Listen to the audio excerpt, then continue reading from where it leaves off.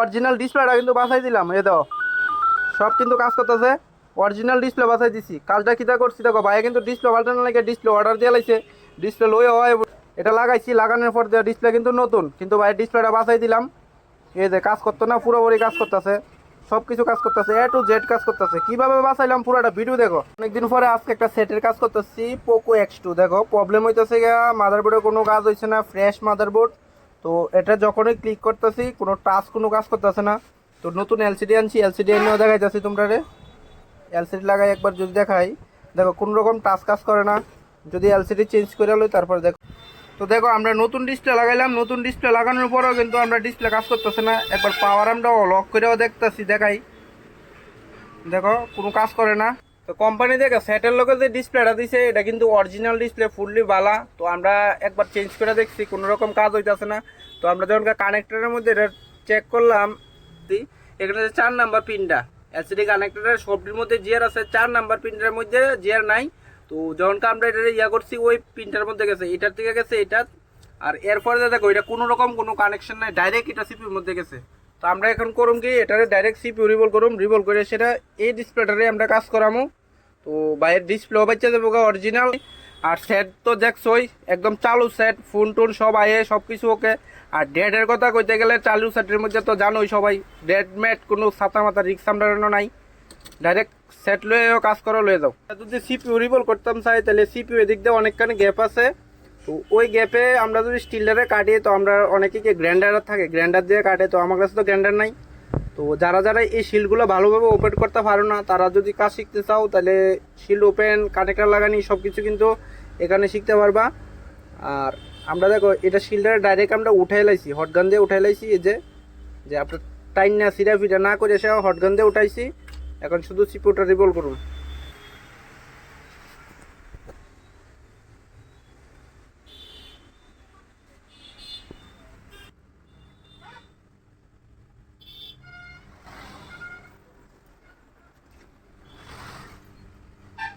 তো হইতে পারে আমরা যে লাইনটা ব্রেক আছে, এর লাগে আমরা একটা এখান থেকে একটা তার নিচ্ছি, তার নিয়ে আমরা এদিকের যে এখানে আমরা কানেক্টিভিটি ঠিক আছে কিনা এটা চেক করুন। আর কানেক্টিভিটিটা যদি দেখাই, দেখো এদিকের থেকে যদি আমরা নামি 1 2 3 4 5 6 6 নাম্বারের এদিক দিয়ে 3 নাম্বার। তো আমরা 6 নাম্বারের এদিক দিয়ে 3 নাম্বার, এটা আমরা ডাইরেক্ট গেছে কোন জায়গা, দেখো এটা ডাইরেক্ট আমরা এই যে ডায়োডটা, ডায়োড না, এটা একটা কয়েলের মতোই কাজ করে। তো এটা একটা কয়েল, তো এই কয়েলটার মধ্যে গেছে। তো আমরা কয়েলটা থেকে ডাইরেক্ট একটা জাম্পার লইছি, লই এখানে দেখো আমরা যে আর আইতো না 6 নাম্বারের 3 নাম্বার। তো দেখো কানেক্টিভিটি আমরা ঠিক আছে, দেখো এই দেখো কানেক্টিভিটি ঠিক আছে। তো আমরা এখানে মিটারও বিপ দিছে, সাইডা দিলে দেখো 0। আর এখানে যে আমরা জিআর চেক করি তাহলে এনসি জিআর হবে 1 2 3 4 5 6 6 নাম্বারে এখানে কোনো জিআর আইতো না। এই দেখো জিআর আইতো না, কেরে জিআর আইতো না, সিপিইউ আমরা ওপেন আছে। তো আমরা এখন এইখানে যে লাইনটা আমরা ভাবছিলাম যে এই লাইনটা মাইক্রো জাম্পার করুন, তো আমরা লাইনটা মাইক্রো জাম্পার এখন করতে লাগতো না। শুধু আমরা সিপিইউটা হইতে পারে এই পিনটাই আমরা ড্রাই সোল্ড আসলো, যে কারণে কোনো জিআর আইছে না। এখন আমরা শুধু সিপিইউটা রিভল করে লাগাম। আর এই লাইনটা আমরা এখন আর দরকার নাই, এটা আমরা ব্রেক করে দেব। তো দেখো আমরা সেট এখনো ওপেন। আর যে লাইনটার কথা কইছি এই লাইনটা এখান থেকে আসে, সেটা কিন্তু আমরা এই কানেক্টরটার মধ্যে আইব। তো এটার মধ্যে আমরা কানেক্টিভিটি ঠিক আছে। এখন শুধু আমরা সিপিইউটা বোয়ামু, হতে পারে এটা ড্রাই সোল্ড হয়েছে। আর কাজটা তো কীরকম দেখছো, সামান্য মোবাইল কিন্তু পুরোপুরি ওকে।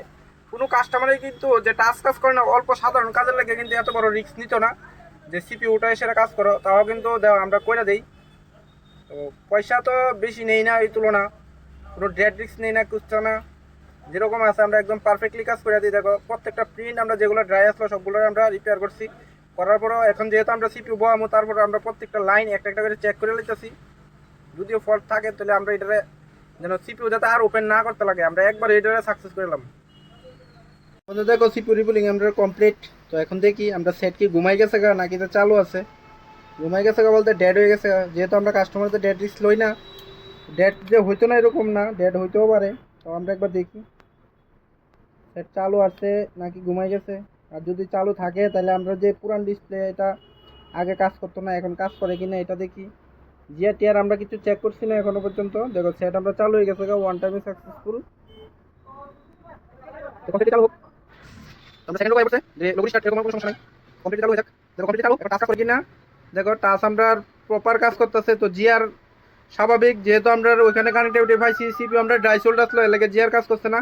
তো অরিজিনালটা যেহেতু কাজ করতেছে, আমরা পুরানটা নতুন যেটা আনছি ওইটাও কাজ করবো। তো আর চেক করে লাভ নাই, কারণ আমরা মেইন সমস্যা আসলো এই ডিসপ্লেটারই যাতে কাস্টমারের ডিসপ্লেটা বাঁচাই দেন। যে কাস্টমারের ডিসপ্লেটা বাঁচাই দিলাম, অরিজিনালের ডিসপ্লে বাঁচাই দিলাম।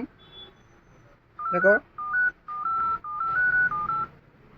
একদম fresh clean, neat and clean কাজ। একদম মাদারবোর্ড খুললে দেখা যাচ্ছি, মাদারবোর্ডও কিন্তু ওই মাদারবোর্ডটাই। এ দেখো মাদারবোর্ড।